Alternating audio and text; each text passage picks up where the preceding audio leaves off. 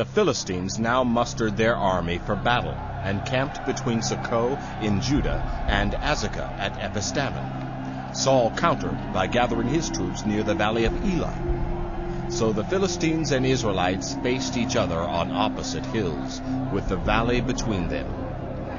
Then Goliath, a Philistine champion from Gath, came out of the Philistine ranks to face the forces of Israel.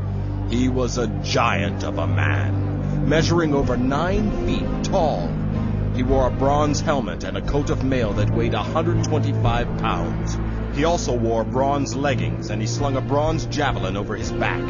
The shaft of his spear was as heavy and thick as a weaver's beam, tipped with an iron spearhead that weighed 15 pounds. An armor-bearer walked ahead of him, carrying a huge shield.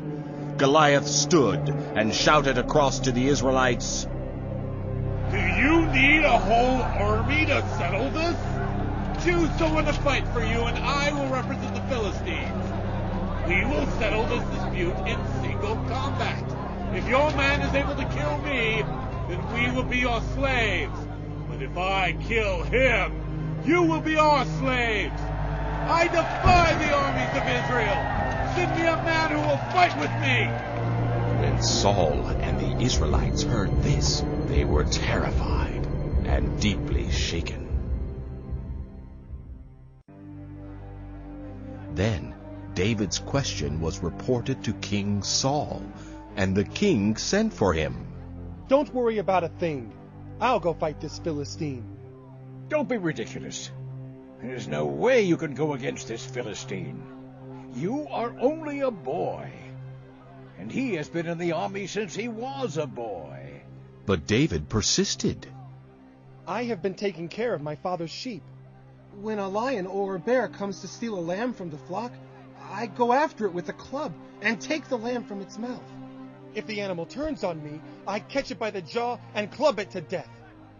I have done this to both lions and bears, and I'll do it to this pagan Philistine too, for he has defied the armies of the living God. The Lord who saved me from the claws of the lion and the bear will save me from this Philistine." Saul finally consented. "All right. Go ahead.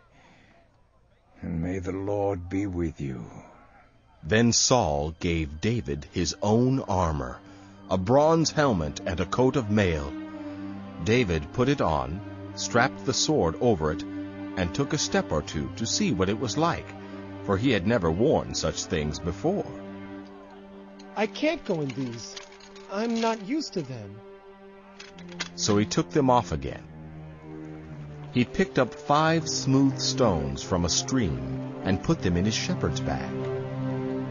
Then, armed only with his shepherd's staff and sling, he started across to fight Goliath.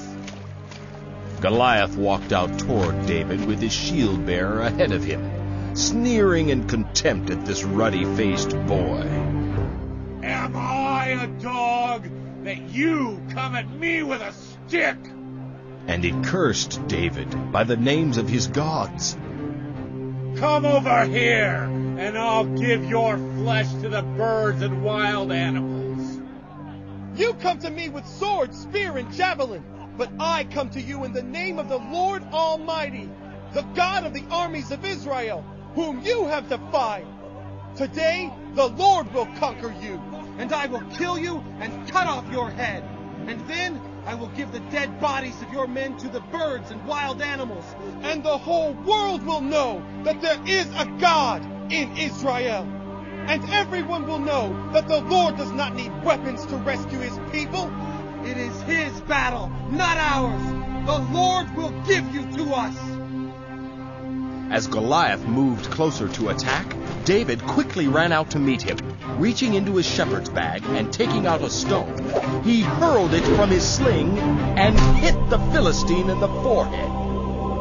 The stone sank in, and Goliath stumbled and fell face downward to the ground.